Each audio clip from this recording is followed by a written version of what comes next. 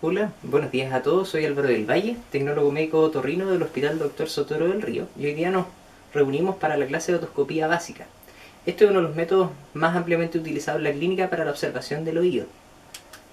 Antes de partir con la clase es re importante tener dos elementos. Lo primero es pedirles por favor que dejen en silencio sus celulares, y por otro lado, todas las preguntas que tengamos respecto a la clase las realicemos al final. El objetivo de esta clase va a ser reconocer hitos anatómicos en oído sano con otoscopía básica, reconocer elementos como por ejemplo el pabellón auricular, el conducto auditivo externo y la membrana timpánica. La otoscopía básica, sabemos que es el principal método de diagnóstico en patologías de oído medio externo y que requiere de una buena iluminación y un otoscopio. Como podemos observar acá en la imagen, tenemos una fuente de luz el cual se alimenta por dos baterías, y esto asociado a una especie de cono el cual nos permite enfocar la luz y así poder observar cavidades o espacios pequeños. La técnica de otoscopía básica, tal como les mencioné al comienzo, lo que busca es poder observar características del pabellón auricular, del conducto auditivo externo y la membrana timpánica principalmente.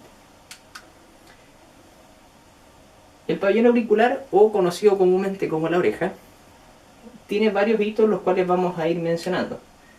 El más común quizá, o el que más reconocemos, es el lóbulo, donde normalmente se utilizan los aros. Tenemos esta zona que es la concha, que es normalmente donde se ponen los audífonos o donde muchas veces aparece el cerumen. Tenemos el trago, que es esta estructura anterior del oído. Encontramos el hélix, que es como la especie de curvatura cartilaginosa externa de la orejita. También tenemos el conducto auditivo externo, que es esta suerte de meato por donde ingresa el sonido para estimular los elementos internos del oído. Tenemos el antehélix, que no es más que esta especie de pliegue o curvatura que está anterior al hélix. Tenemos el antitrago, que es la estructura opuesta al trago. Tenemos la escotadura de la concha, que no es más que la separación entre el antitrago y el trago. Tenemos la raíz del hélix, que es de donde nace esta curvatura mayor externa de nuestra orejita. Y por último la fosa navicular, que no es más que la separación o es la especie de cavidad que queda entre la raíz del hélix y el antehélix. El conducto auditivo externo, famoso CAE, tiene varios elementos los cuales nosotros tenemos que preocuparnos solamente para poder llegar a observarlo.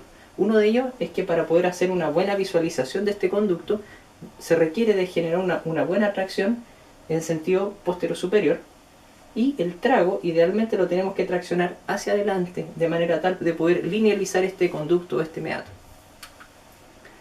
Este conducto auditivo externo tiene dos grandes áreas o dos grandes porciones.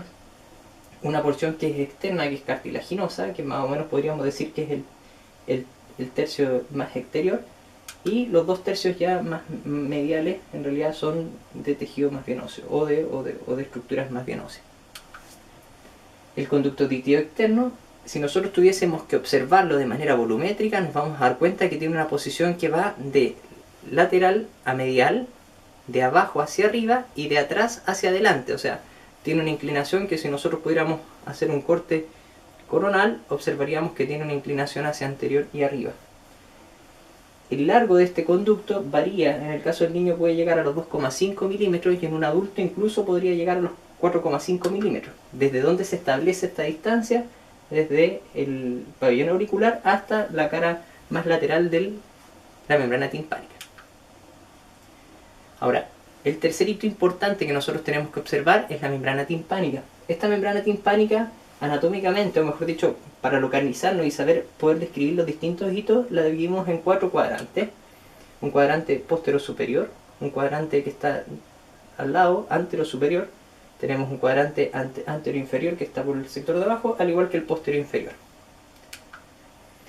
Ahora, dentro de lo que nosotros podemos observar acá como una imagen de otoscopía normal, o en este esquema, tenemos un hito que es bastante central y es por donde normalmente nos guiamos, es el mango del martillo, el umbo o ombligo.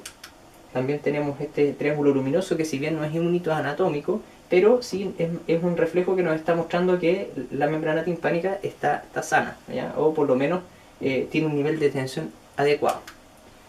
Esta zona de la membrana se conoce como pars tensa, y ¿cómo se llama? La luz no es más que el reflejo de esta pars tensa. La pars flácida, esta zona más blanda que se encuentra en el área superior y que está altamente irrigada. También tenemos el proceso lateral que está asociado a este mango del martillo. Y acá podemos observar estos 4 cuadrantes con cada uno de los hitos anatómicos asociados. La membrana timpánica, ¿en qué nos debemos fijar para saber que esta membrana timpánica es normal? Lo primero, bueno, vamos a comparar con un oído sano, es ver su aspecto y coloración. O sea, tiene que tener una coloración que sea una membrana translúcida, que no se vean vasos marcados, que yo pueda observar estructuras detrás de ella. La idea es que pueda observar los distintos elementos que antes comentamos, como por ejemplo el mango del martillo, el triángulo luminoso, que esta parte extensa se logre reflejar este triángulo luminoso, y la parte flácida donde podemos ver un poco más de elementos vasculares. Tenemos que la membrana tiene que tener una cierta posición, no puede tener una posición ni muy posterior ni muy anterior, sí levemente abombada.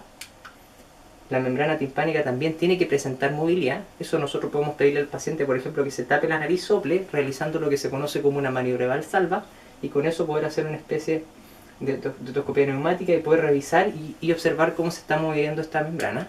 Y por último, la observación del triángulo luminoso, que es algo que hemos ido comentando anteriormente. Como conclusión, bueno, la otoscopia es un recurso más utilizado para conocer el estado del oído externo y medio, y es un recurso que, si bien es sencillo, es económico y es de fácil acceso, el cual podemos utilizar todos en la clínica. Muchas gracias.